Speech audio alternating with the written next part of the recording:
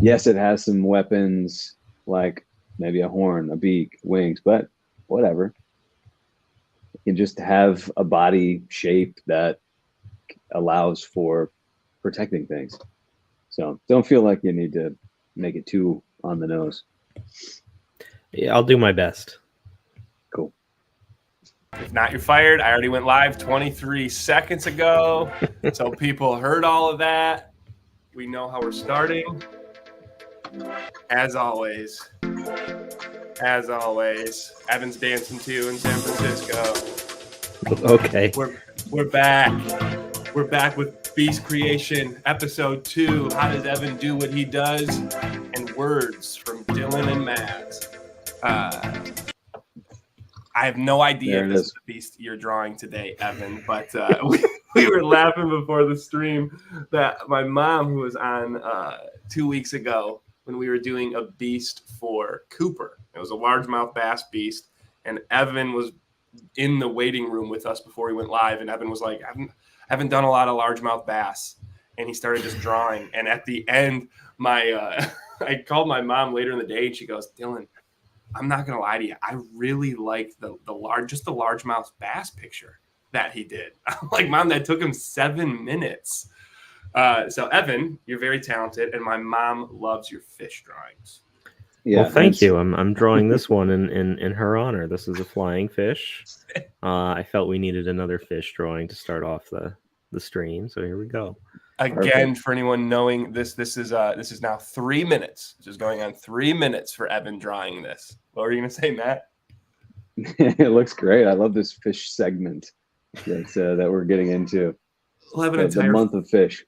We'll have the entire fish world or a fish town in Bastunia.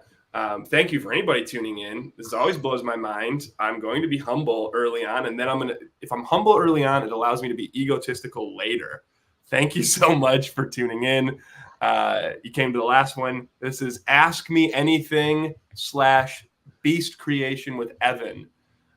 So you get to watch Evan create a beast for one of the kids that was sponsored from our last Kickstarter. So a bunch of people sponsored young kids to bring their imagination to life. All these kids drew these pictures and started doing this worksheet to talk about their beast. And today we are working with Ashlyn, correct? Yep, that's right. We're working with Ashlyn's beast. And if we want to, Matt, if you can bring that up and share your screen, and then I'll share that screen. And while Evan continues to work on this flying fish, we get to work on Ashlyn's beast. Ashlyn is in the Michigan area. Where in Michigan is she, Matt? Spring Lake, which is up by Grand Haven. If we're talking on the hand, we're looking right over here. Kind of at the pinky knuckle, at the base of the pinky. Cool. So if you're tuning in, you get to give us your thoughts on this. You get to ask us questions. And if you're tuning in, everyone's like, tell me if you're replay or live or where you're from. I'm going to tell you right now why people say that. It's because the algorithm of Facebook looks for more comments to then put this video some other place. So I don't care what you put in the comments. Put whatever the hell you want in the comments. Ask us questions. And I guess the question I would ask is, I've now heard it for the 5th time, mostly from older ladies, that they hate the word beast. They're like, why do you call it a beast? And I'm like, I don't know. I can't think of anything else to call it. So if you have a better name than the word beast, and if you're an old lady watching this, let me know in the comments of what we should call these things. Until we find something better than Book of Beasts, we're going to go with beast. We have a rule in a creative collaboration that if you're going to shoot something down, you also have to present an alternative idea. You say, well, maybe not this, but how about this? I don't know who these people are that are shooting down the idea of beast for you, Dillon, but we love a recommendation. Although, personally, it just fits. So we'll probably stick with it. Book of Beasts is too good of an alliteration, or somewhat of an alliteration. Book by the two B's just make, I like it. Evan, do you have any other ideas for instead of beasts? What would we call this fish? This is a flying fish. This is neither a beast nor a spirit companion. This is just a flying fish. I agree. Beast is pretty much where I'm settled on this. That said, I'm probably just tied to the idea of how I've conceptualized them since coming on board with you folks. So, I can certainly give that a think. I liked the spirit companions. I liked the beasts. I like spirit beasts and all derivations thereof. So I personally don't think it needs to be altered. I also think that, old ladies who have issues with the word beast, no offense to old ladies at large, are probably not our target audience. And so that is worth a moment's consideration before we completely rebrand what is core to and unique to this IP. Yeah. Hold on, let me consider it for a moment. You're right. I'd also give her... To interject real fast, we've got Ashlyn joining us from the boat out in Lake Michigan right now. Maybe Spring Lake, but maybe Lake Michigan. Hello, Ashlyn. So hey, good Ashlyn. to have you here. Hi, what Ashlyn. You're seeing on the screen right now is not Ailish just yet.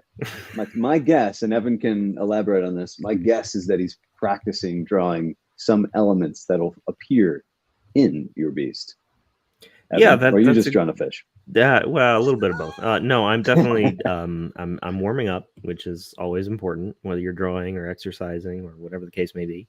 But I also, the thing about Ailish is there are a lot of challenging design decisions to be made in their design. She's got a lot going for her. She shoots fireballs from her wings. She has wings.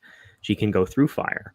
At the same time, the calling that she represents, the path, is a pilot mariner, right?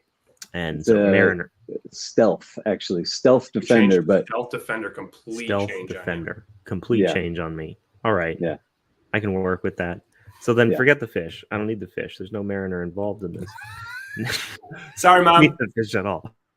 But yes, we got fireballs from the wings. She protects forests. Stealth is obviously going to be a big part of her body mechanics and things like that. So there's a lot of not necessarily competing design elements, but a lot of different touchstones that need to be incorporated. So the idea with the fish, which we will no longer be leveraging, I was trying to tap into sort of the mariner aspect of that, and I wanted Ailish's wings to feel more like the wings of a flying fish rather than, say, a bird or a butterfly, like a more traditional forest spirit. But we're trashing that, so moving on. I'm just going to dive right in and when we think what comes out. When we think defender style, think ninja. So if you want to draw a ninja, you can. Matt, I'm going to share your screen, but if I share your screen right now, it is literally just this screen. So it's going to be one of those meta things unless you shift. Now there we go. There you go. Yeah, the one thing I noticed about Ashlyn's description of Ailish, and this would also be true for her as a person, is it's very dynamic. We obviously have categorized each of these beasts, sorry, old ladies, into their 12 different categories, and the 3 different paths being defenders, explorers, and builders. But it's not unheard of, but it would be rare for a defender to have wings. There's also this really powerful tail that this beast has that is somewhat analogous of like a fish, or you think of something with a really powerful tail that swims through the water. So it's a versatile creature for sure, which is just exactly what I would expect coming out of Ashlyn, who's just good at everything. I see that Ryan's in here. Ryan, first off, thank you so much for believing us and in supporting. Your books got sent out yesterday. So quick tangent for anyone that's like, hey, so I supported this Kickstarter. Where the heck are my books? Books came last week, and my wife, my son, and I just shipped them off today. So you should be getting your book. You should be getting your map of the world of Bastunia, and some people got a second book. You should be getting them in the next week or so. If you look at our books on Amazon, like Ashlyn did, you actually might already have your book. It's a different printer, obviously, that we use, KDP printing or Ingram Spark on Amazon. So it's a little bit different of a feel to it, but you do have a chance to read it a little bit early. Shout out anyone that picked up our book on Amazon. We appreciate you. Ryan and Ashlyn, if you are still here, my question would be, 1, how warm is the water? Because it's like 73 in Lake Huron right now. And number 2, is there anything Ashlyn would want to tell Evan to make sure he knows as he draws this? Other than the fact that it is not related to a fish in any way, shape, or form. And you just wasted probably 6 of our minutes drawing that flying fish. My mom is going to love it. I'm getting ready to go back. But I'm going to go pass it back over to Matt. Matt, my question for you is, how did this come to be of creating Ashlyn wanting to create a beast? Because 2 weeks ago we did Cooper. I think I told everybody I met Cooper through my friend who's a play therapist. She's like, hey, I have this kid who's on the spectrum of autism, but he really had this drawing. He had this love for what we were building, and he wanted to make his own beast. And my aunt, Jerry Lynn, if you're watching this, we love you, sponsored his beast to come to life. That's Cooper. How did this come about with Ashlyn? Great question. Yeah, I guess that Ashlyn just being somewhat competitive, being very creative, being someone, I mean, she loves me and I love her. We're very close. That she has an interest in anything that I'm doing. In fact, I think I just told my mom one day. Unfortunately, I'm down here in Austin, Texas, and they're up in West Michigan, so we don't see each other often enough. But yeah, we just love each other so much. She's great. I told my mom that we were starting to shift our gears a little bit away from being a comic book company to being an entity that supports the creativity and imagination of kids. And this is the way that we're going to do this. And we're running the Kickstarter right now. And I would love to have this is a time like the last few days of school back in May or something like that. And so she brought an assignment. My mom who was a teacher, brought an assignment to the kids on like the third to last day of school. And the kids were like, a few of them were like, I'm into this. But most of the kids were like, is it summer already? Like, isn't it like, come on, you're giving us another assignment, even a drawing assignment. I think their heads were just like, no more school, not listening to my teacher anymore.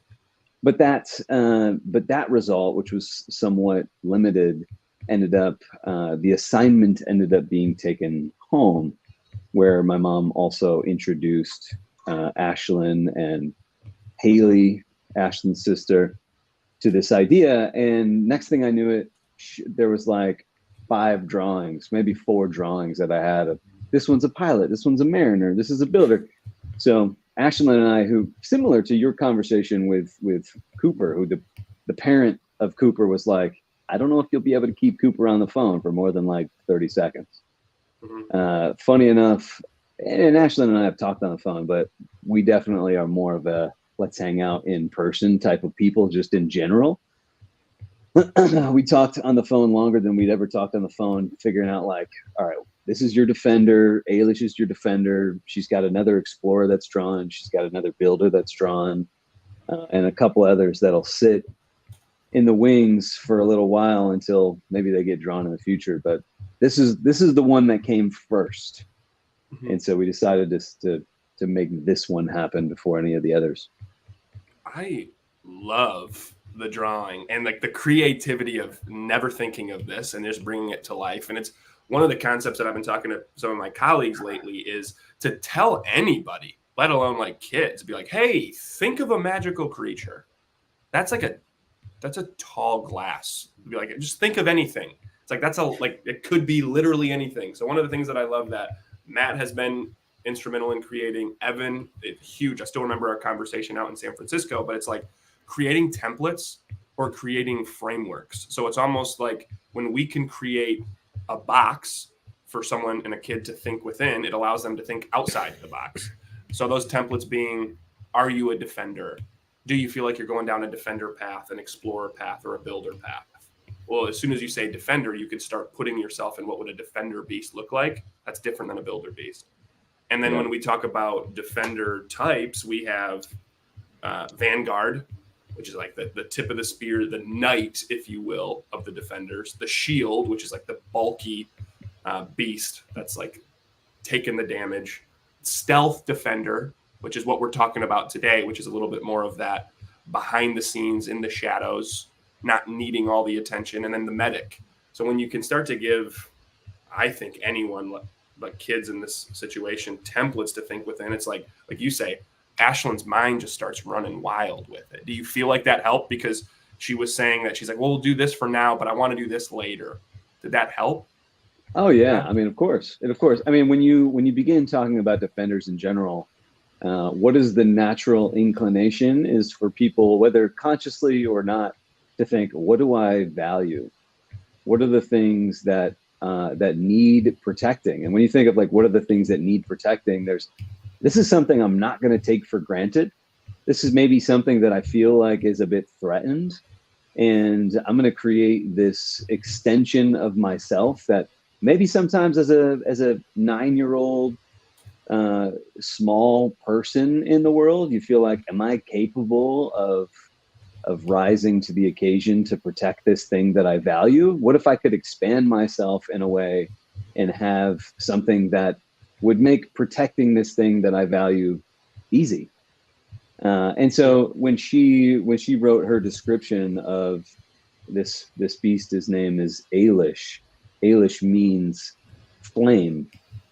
She said Ailish's goal is to protect forests, and when the forest and the creatures of the forest are threatened, then Ailish will show up to protect those creatures and the forest itself.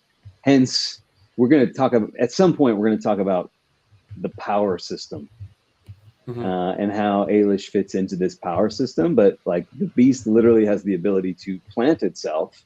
What's more stealth than like just going into the ground, planting yourself, hiding underground?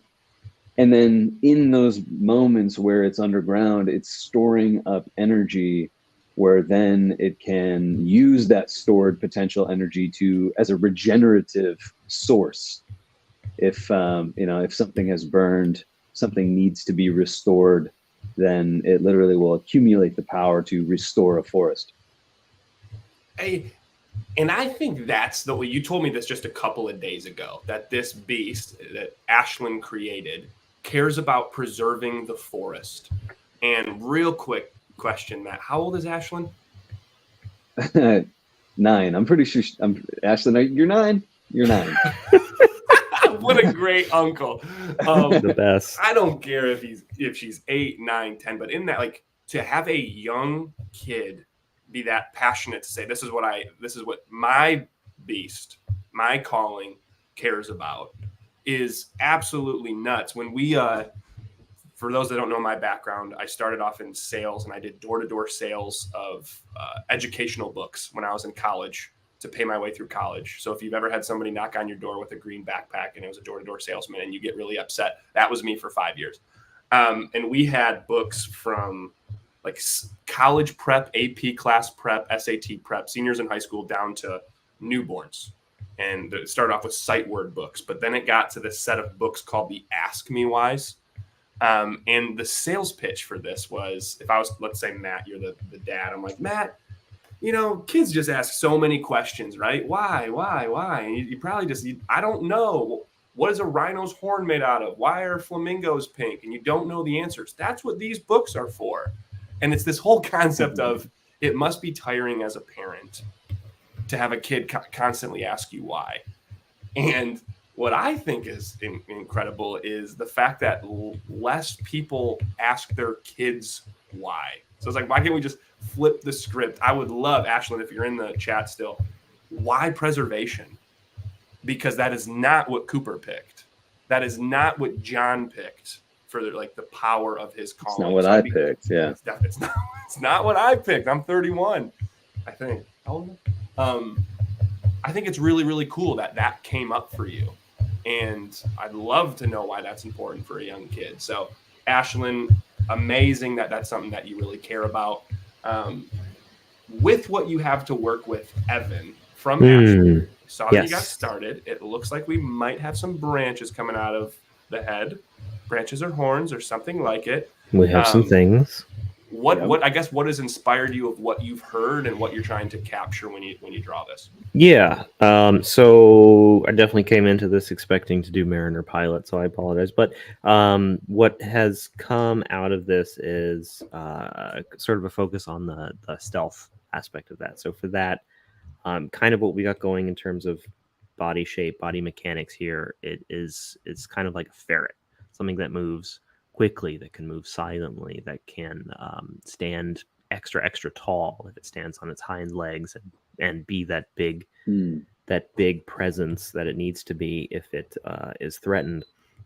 But it's also Ailish is also described as something that is as a beast that is exceptionally playful and loves to swim, and so a ferret, that kind of coiled, long, tapering body type with the long tail, it just kind of jumped out at me as kind of ticking all those boxes as far as being playful,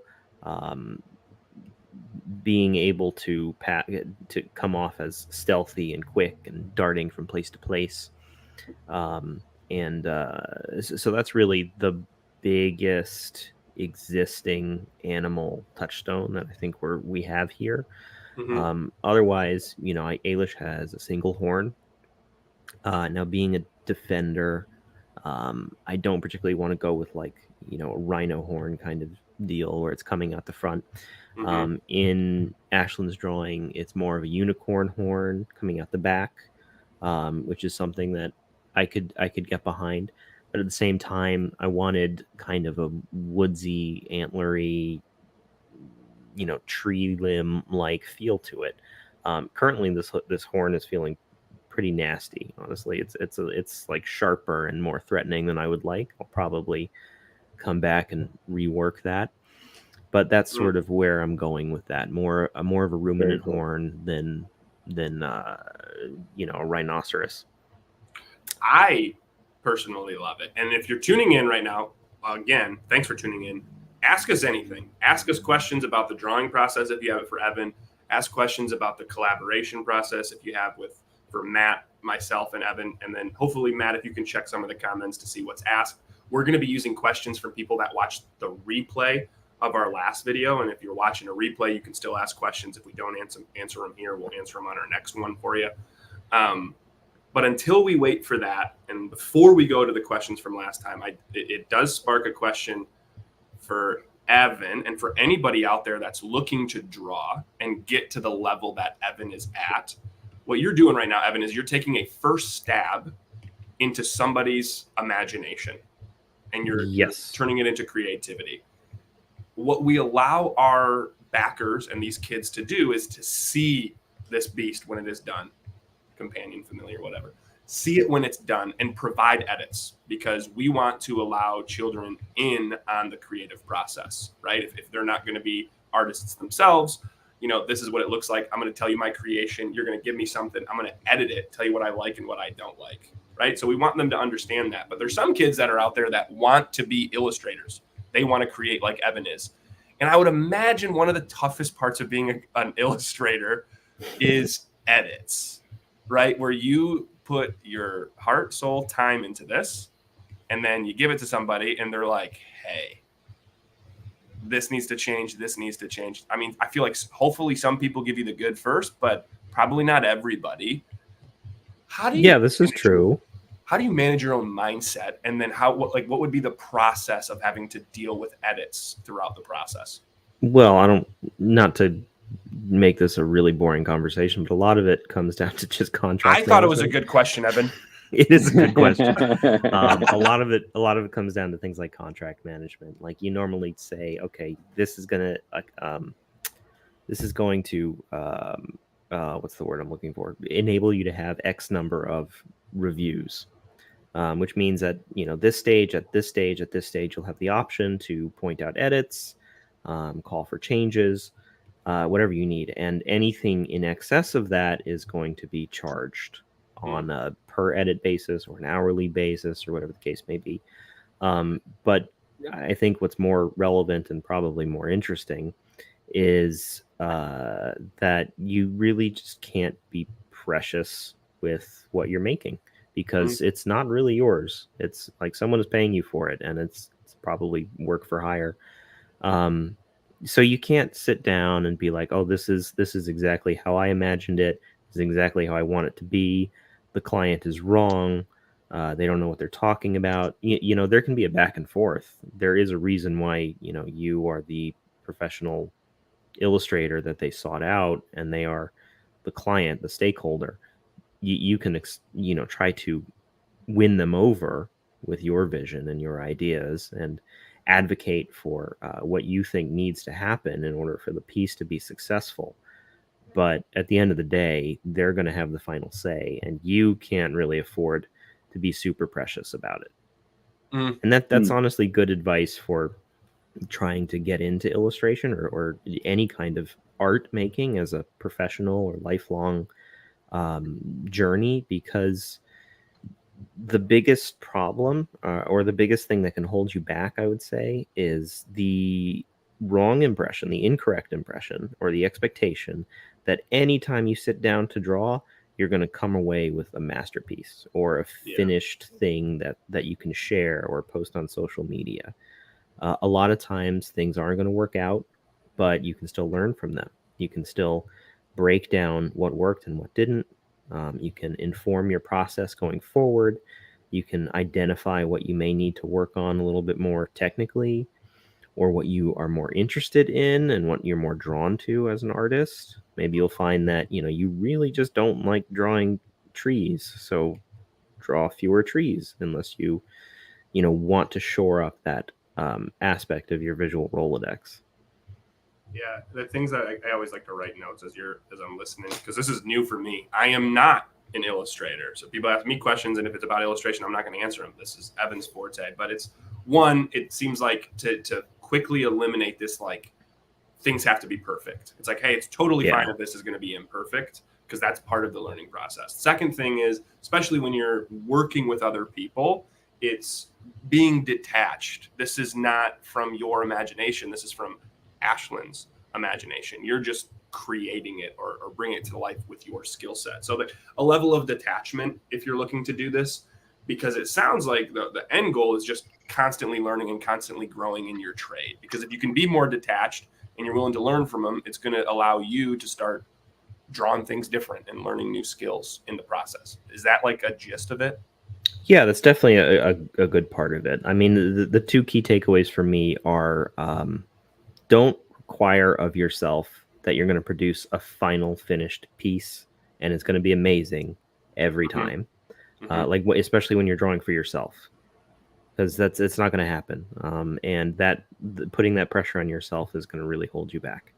And then as far as clients go, it's like, you know, it's imagine that you're a contractor and you've been hired to tile a bathroom. You're not going to go in and be like, oh no, this tile is terrible. Why don't you try this instead? Or your color scheme is off. Let's do that. I mean, if you're a designer, it's something that you could theoretically do. But if you're just there to lay tile, you're going to lay the tile. You're not going to offer your interior decorating critique. And the same goes as an illustrator. You know, you want to make sure that a design works. You want to make sure that it is reflective of what you're capable of as a professional.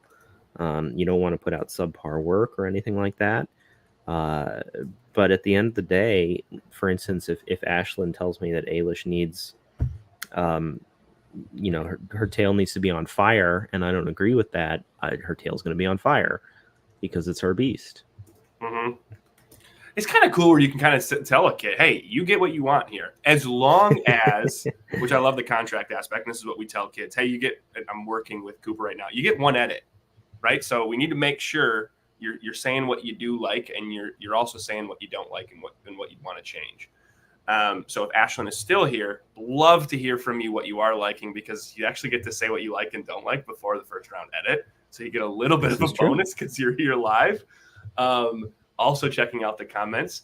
I wouldn't fully say Keith helped. That was child labor for Keith helping my wife to go send these out. But he did go to the USPS office and he sat for all, like, I think it was 50 packages that were being sent out. And my wife said he did not cry until the very last one, right? The last two that they were basically packaging away, which I'm like, I would cry too after 50 packages being sent out. That's a lot. Of time. And it's USPS office. No offense to anybody in the USPS office. That's not the craziest place to be on a Friday.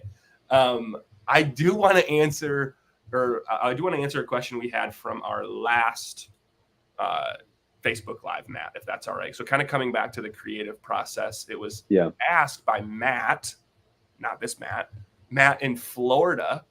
And he asked, when it comes to the creative process, there's Dylan, there's Matt, there's Evan.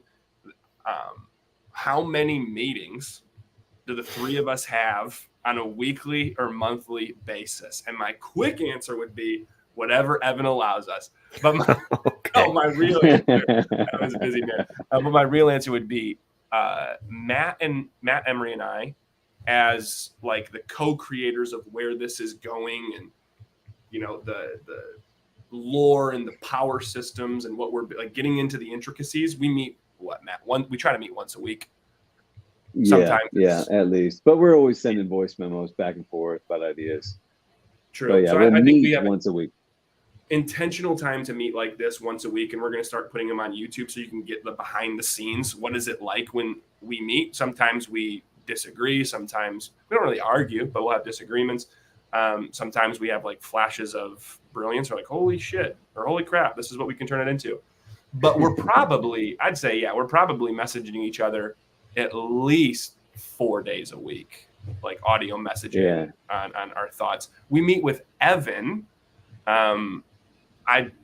once every other week. What we're trying to do is twice a month doing something like this, which is less meeting with him, and then twice a month where Evan can kind of sit in, work on some pages, getting rough drafts done of pages. And I don't want to say being a fly on the wall because you contribute, but starting to be a fly on the wall for Matt and I talking, so you can start to digest where we see this going. Was there anything you'd add to that, Matt? Yeah, I mean, the nature of our voice memos back and forth, I mean, you never know what you're going to be doing when inspiration strikes. And when it's your own project and no one else is involved, you go to your notebook, you go wherever you take notes, and you just put it down, you save it away. Or you don't, and then 7 minutes later, you're like, I just had a phenomenal idea, but I don't remember it. What was that phenomenal idea I just had? It's gone.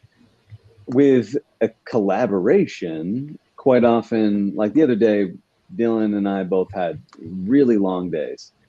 And at the end of the day, I'm laying in bed and I'm reading book 2 and just seeing kind of what ideas are stirred up. And I have this idea. I'm tired. Like, it's late and I'm not thinking great. I'm certainly not remembering everything that Dylan told me about the backstory and the lore, the history, the origins of the cosmos here.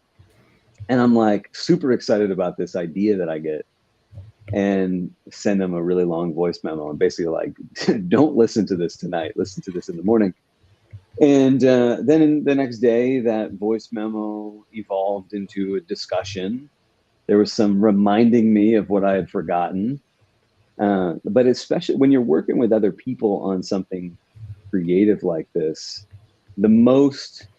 I think you had sent me something like a Matt Damon interview. He's like, judge me based on my best ideas. Don't judge me based on my worst ideas. Mm-hmm. I feel like sometimes I throw out some bad ideas, and maybe they're not bad ideas. You don't know they're bad. But they don't conform at all to what we've talked about. And then when we meet, we're like hashing things out. And almost always, if we come at it from the same place of detachment, where we just want to incorporate the viable, workable aspects of someone's ideas while throwing out the things that are untenable for the world, then we come to something like we did this last Wednesday. We had an amazing meeting this last Wednesday, and something incredible came out of it, because it was like, I'm just going to take the best part of that good idea. I'm not going to make you feel bad for the things that won't work with that idea. And we'll just keep ping pong and pinballing around until we come to something that we both love. Yeah, I think if you were to sit in on some of our meetings, you'd probably spend at least 30% of it being like, what are they talking about? Because to be honest, we probably don't know what we're trying to find, well, what about this? Or so it's kind of like, and we're going back and forth and like poking constant holes. And then it's like this quick spark of brilliance and say, okay, let's run with that. And here are which I'm a huge advocate for. Here are the next steps. Let's make sure we solidify this somewhere so we know this system as we continue to make it. We are not making this story, just for anyone to know. We know the beginning of the story and we know how the story ends overall in the series. But and we've given ourselves enough leeway to play within that. That's how we choose to plot this. Light plot, pants in between, and make sure we're constantly checking ourselves for any plot holes. So far, haven't had any. But I'd be curious your guys' thoughts, because if I was going to take a stance on this, I would say if you're looking to build a world or create something, specifically fiction, have somebody that, I'm not saying you have to co-create like Matt, Evan, and I are, but at least have someone that you can bounce ideas off of. I think Matt and I, you and I started, we were both working on our own world, but trying to create something on an island, like by yourself, very difficult. I don't know, like, Evan, with the people that you work, do you ever work with someone that's by themselves? Like, do you yeah. And in general, I wouldn't recommend it for much of anything. Like even, drawing in a bubble.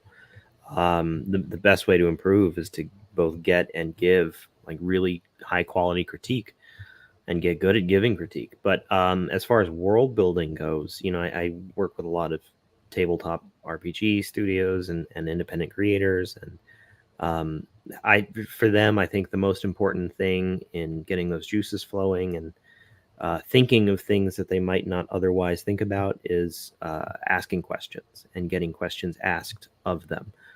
Mm-hmm. So there's a thing that happens on a lot of social groups that actually now a lot of groups are banning, where these independent creators will say, ask me anything about my homebrew world, which is, the custom world that I'm building.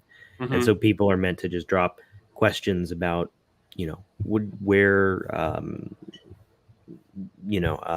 many continents are there, or what are the main spiritual influences in your world, or how many forms of gender identity exist, or do people drink salt water there? Whatever it is, it can be as off the walls or as crazy. And the point is to get you as the creator to think about and answer that question with more than just a yes or no. You have to then think about why, think about how it fits, think about how it evolved that way, think about how that came to be. And so it's just a matter of creating all of those extra dots and graph edges that really help fill out your world and help it feel more organic and lived in, if you will. Yeah, and I think I love that you use the word organic, because in my mind it's I started to put a lot of the content that we have on TikTok, and TikTok reaches more randoms that will ask questions like this. And I would venture to guess that if someone were to say, hey, ask me anything, they don't know 30 to 40% of the answers when they're asked.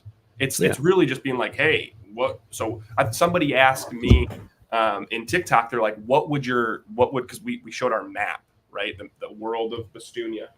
And there's the world of Bastunia. And there was a person that said, what would it look like on a globe? And I gave a really good answer, but once I heard that, I'm like, oh, shoot, I need to think of how I would eloquently answer this. We need to have a counter for every time Dylan corrects himself from swearing, by the way. I'm like, this is something that I need to think of, and this is what we want to do, and how can we make this world bigger? And it started off as we're only seeing the beginning of this. Bastunia, for anyone is curious, is a petri dish for the god that created it. And instead of getting to the end and we start to see a globe, we're going to get to the end and we're going to start to see more of the universe. How we get there, you're going to have to read to find out. But it allowed Matt and I to actually think for a little bit and say, oh, how can we make this different? What if it wasn't a globe? What if it was, but this is really all that's in it? Where would they go once they get outside of it? And it just allows us to make it different. No, I love that, Evan. And I think a lot of people are nervous. I'd be curious your thoughts here, Matt, because you're putting your creation out there, your prose. I think a lot of people are really scared of the critiques.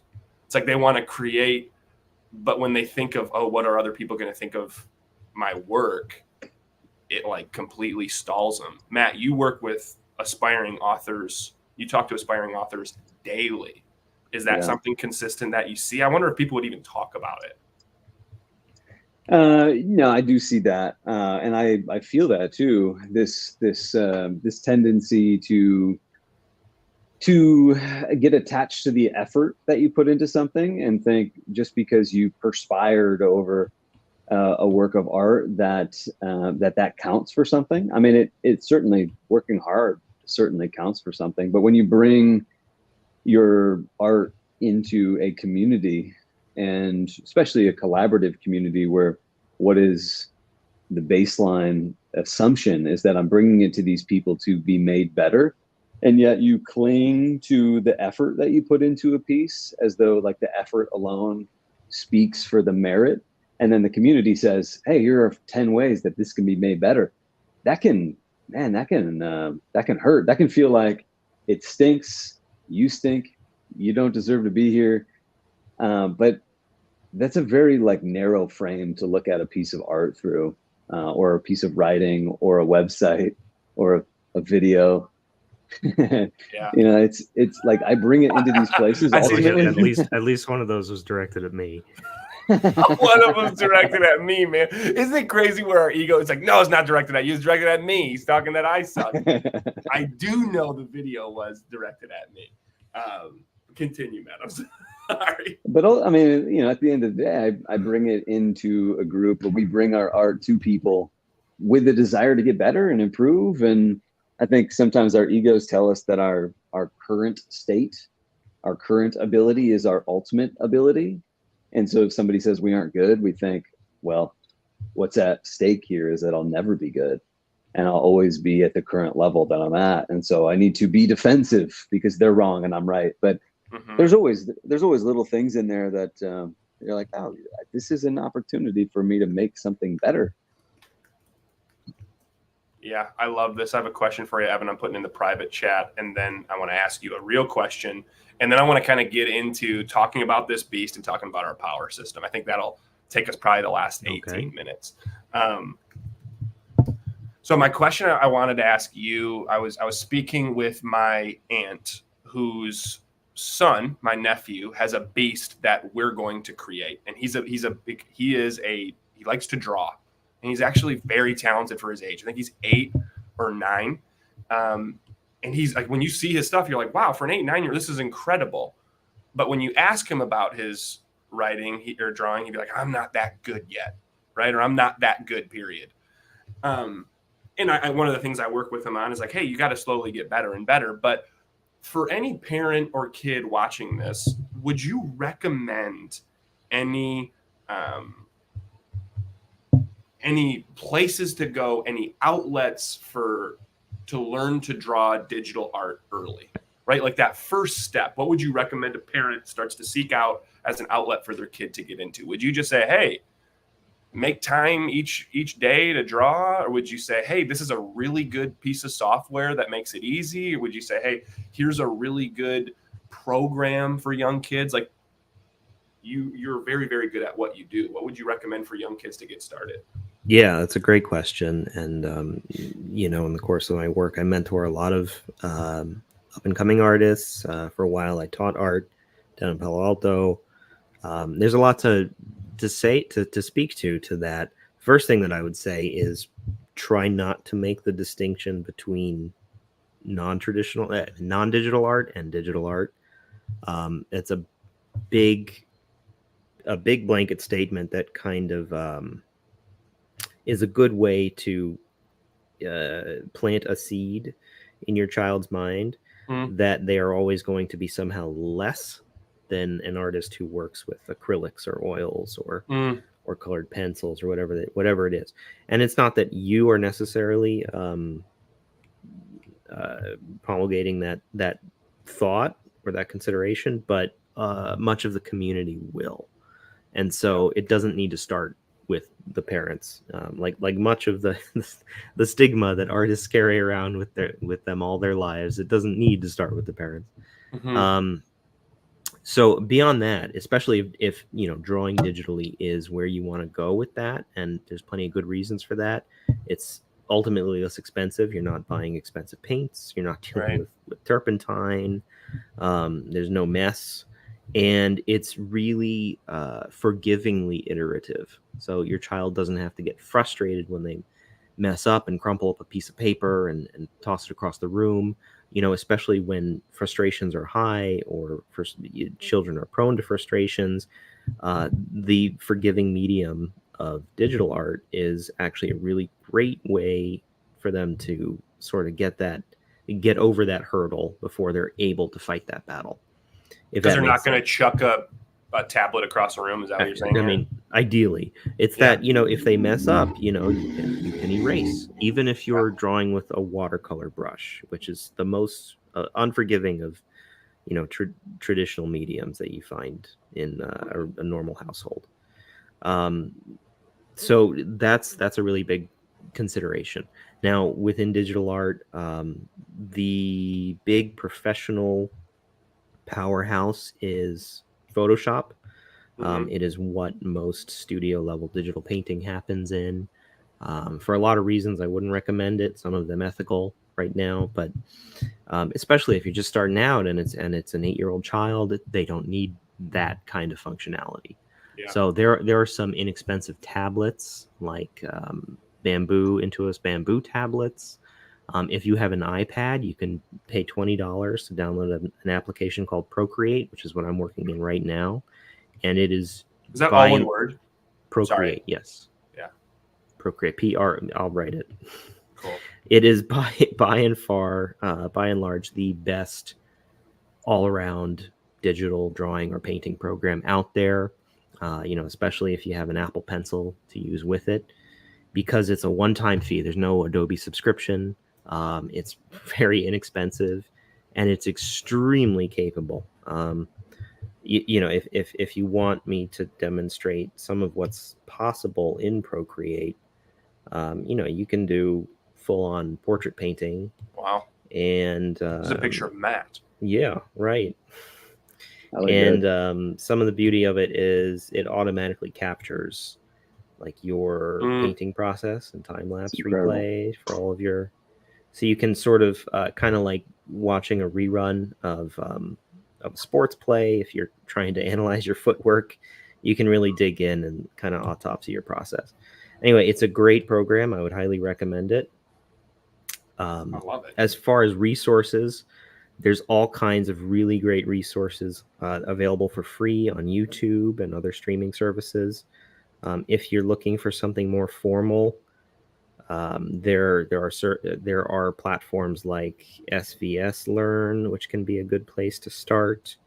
2D Computer Graphics Masters Academy. These are all online, by the way, not in-person classes or anything like that. Offers really nice courses, but probably more appropriate for older, maybe like 12, 13 and up.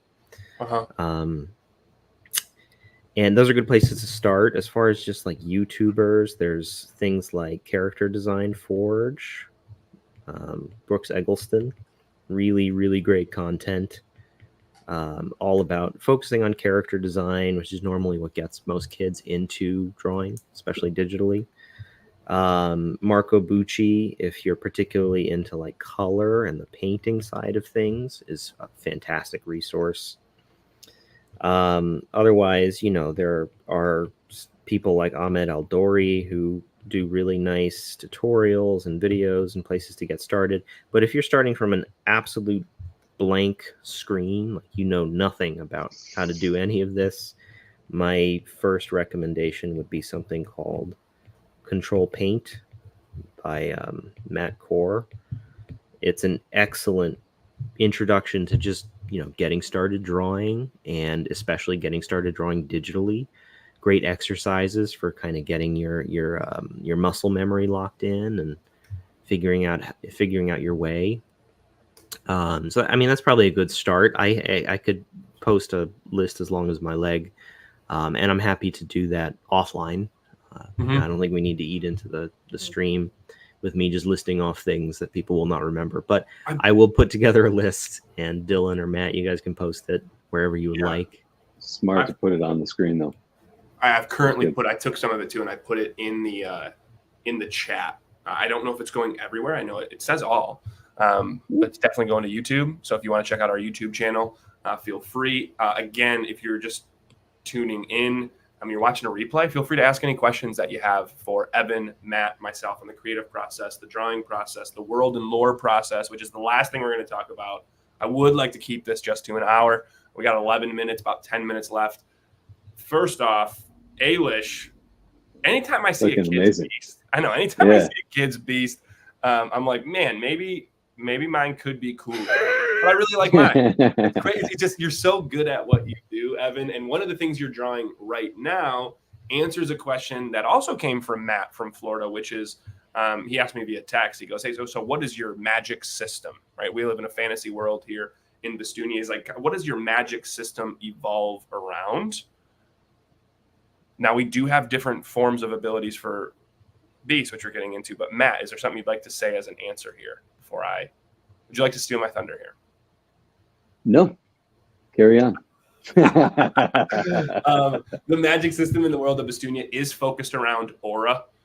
So the aura around that will envelop a human's body, and mostly the aura that will envelop, like we see right now, a beast body, like Ailish. Some beasts will have the ability to use that aura externally. Some of them will use it internally. That aura will affect internal, external skills.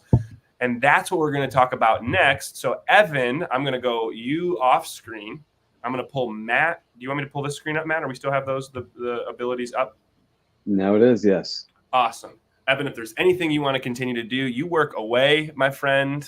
We appreciate you. We love you. You got it. At what you do. Do we want to zoom in on this, Matt? Yeah, sure. There are, beasts, callings, familiars, are all born in the world of Bastunia, and there are Evan, this is also new to you, so feel free to poke hold in this if you like. Welcome to our creative process, kids. There are 9 different ability typings, and there are 4 different disciplines of abilities that each beast has, each calling has in Bastunia. So why do we do this? Well, we don't want anyone creating a beast that can do anything and is the Superman of Bastunia. We need to have those checks and balances. And another thing that it does is it provides another framework for children and for parents to think within. So you can ask your kids questions. How do you come up with a beast? Well, you don't just say come up with a beast. You say defender, builder, explorer. Then you say, well, what's the typing? Then you can say, well, where does it live in Bastunia with Matt's beautiful map? And then after that, we can ask the question of what do you want its ability to be, its natural ability or skill that it has. So is it cool if I go through this, Matt, or would you like to? Well, let me add one little thing, but you're going to be the one to go through it for sure. Amazing. When you did it the other day, you did it so well. Thank you. To ground this a little bit in what we're creating here, what Evan has drawn in Ailish, and what Ashlyn has shared is, so Ailish has a couple of abilities, like the ability to shoot fireballs, the ability to store up potential regenerative power, and then to regrow vegetation. And so as we talk through these, and actually neither Dylan nor I have determined which one Ailish falls into, although I think we have a pretty strong suspicion. We probably agree. Let's make the goal of circling back to Ailish in the end. Yeah, okay, I love that. You're putting us on the spot, Ashlyn, and also let's give it up for Ashlyn. She did not know that we had these abilities, and we didn't even get to ask these questions, so she's allowed to say whatever she wants. Now, us as the creators of the world say, how can we bring this calling into our world? Real quick, Matt, you said she has the ability to control fire. Yep. Got it. Control fire, and then what else? Control, like, store up energy. Yep, and then use that energy for, say, like an area of control. Yeah. I was gonna say put it in the private chat, but I was thinking the same thing. Okay, so I'm gonna go through each of these abilities, and this is what we love Evan for. I want your thoughts, man. I want any holes poked in this that you think are there. we want. Yeah, I'm just going to dive into it. So the first of the 4 disciplines is some beasts are born with just talents. Now, to answer a question, is there will be callings and beasts that have the same ability in the world of Bastunia, and that's totally fine. But under the discipline of talents, we're going to have internal talents. We're going to meet callings and beasts and creatures that have a heightened sense of, as you can see, insight, or a heightened sense of empathy, or a heightened sense of cunning or knowledge, or a heightened sense, if anyone here is a Dungeons and Dragons fan, of inspiration. They can easily roll bardic inspiration to influence the beasts and the people around them. But it's an internal talent that they have. Some are going to have an external talent. So it's the second ability, external talent. And this is going to be things that we see externally, like heightened strength, a heightened sense of speed. Could be as simply as the external ability to fly greater distances or greater heights. They're just better at flying than other beasts are at flying. Agility, precision. But those would fall under the talent subsect with the abilities of internal talents and external talents. Anything I'm missing, Matt? Simply put, it's where the influence is. Is the influence internal or is the influence external? Because you can run through space, and that is your agility, that's your speed, that's your strength. You can fly through space, that's external. But if you are having insight, inspiration, internal creativity, the influence is inside. That's so for anybody here that's being like, wow, Ailish can fly because she has wings, for sure she's going to have that. But a beast that has the external talent of flight is going to be able to fly greater distances, higher heights because of it. It'd be the difference between my level of strength and NFL superstars' level of strength. That is their God-given ability. Second discipline is transformation discipline. And the 2 abilities that come under transformation are natural transformation and shape-shifting transformation. Natural transformation is a beast or a calling that has the ability to transform into something natural that we see in the world. So if anyone here has read Matt's Defender short story, there is a wolf-like beast of the main character's father that can turn into stone. It turns from a wolf-like creature into stone, and it uses that to defend when it needs to defend. Some might turn into fire, some might turn into water, some might turn into gas, but they turn themselves into a natural occurring substance. And the other one will be shapeshift. Now, this is going to be ones that Matt and I will have to place some boundaries on. Shape-shifting is being able to turn into something else. So we see this in one of Cade's beasts as a shape-shifting orb. He can turn into small, weak creatures, things like rodents, things like snakes, things like small bats. So he can get into tight areas. Cannot turn into an elephant. It cannot turn into a dragon. Some shapeshifters will turn into humans, but for only a certain period of time, or a certain type of human, not a bunch. So they'll have a shapeshift transformation ability. We're at 4 right now.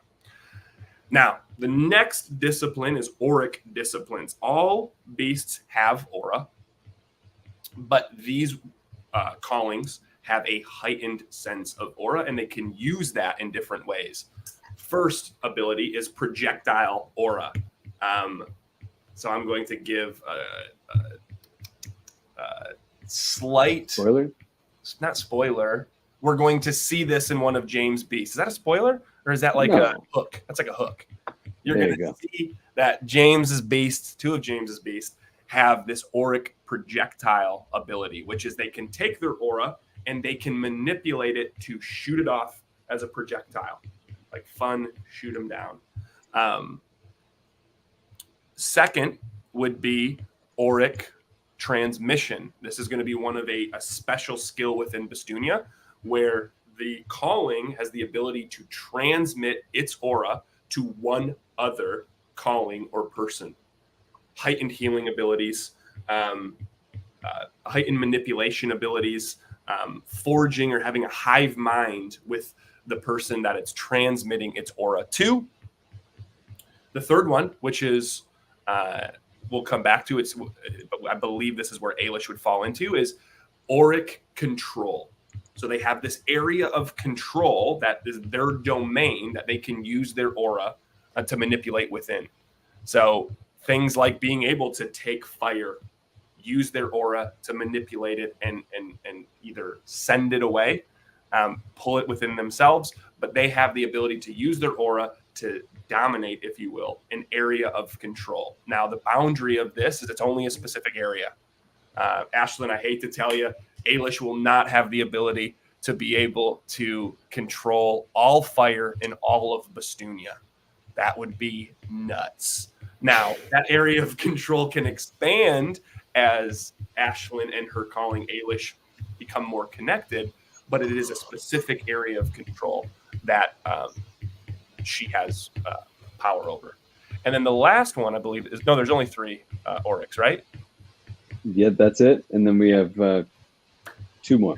The last 2 abilities fall under the discipline of creation. We're going to see this a lot with builder beasts, but they have internal creation abilities and external creation abilities. Internal creation abilities is I can create from my own body. We're going to see Pete in arcs to come has a calling that can create vines that come out of its hands based on a Jewish mythical creature, which is a fun fact for you. But it comes from within its body. And what we're going to see from a lot of builders is external creation. They can take matter from the world and turn it into other matter. So they can take the earth and they can create structures with the earth. Those are the 9 abilities that we have. I'd love to know Evan's first thoughts on this if he was listening. I know he's also working on his beast, because this is the first time you're hearing it. Anything from the hip as you hear this, Evan? Not exactly. I think like if we were talking about mechanics testing these, like in a tabletop game, I would worry. The first worry that I would have is that some sound overpowered.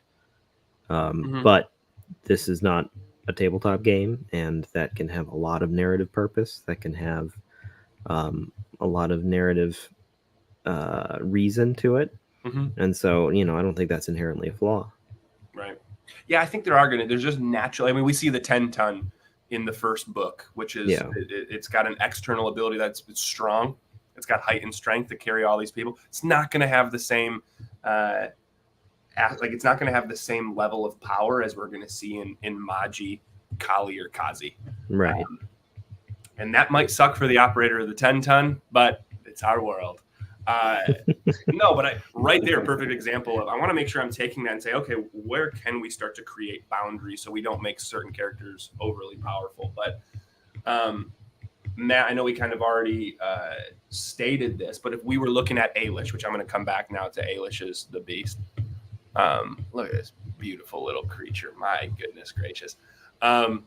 We would say when it comes to being able to control fire, when it comes to being able to store up energy and control vegetation. Now, we were going to have to figure out how we can have vegetation and fire, but this would be an auric area of control, or I'm sorry, an auric control ability, where Ailish has the ability to control vegetation and fire of a specific area that we see her in, correct? Yeah. For sure. And I think what Ailish may understand about vegetation that we don't is fire can be very much part of the regenerative process. Yeah, man. So I think it'll be really, now the cool thing about Ashlyn is she's early in the process. So this is a little bit more powerful than a beast that's going to be created in the coming months. But we'll add this for anyone here that is curious of, I'd love to create a calling, or I'd love to create a calling for my kid. How do I do this? Well, the first step is reach out to us. And what we'll do is we'll send you a worksheet that will walk you through some prompts. I think one of the toughest parts of being a parent or anyone trying to talk to kids is like, having some form, like some avenue to help you talk about something creative.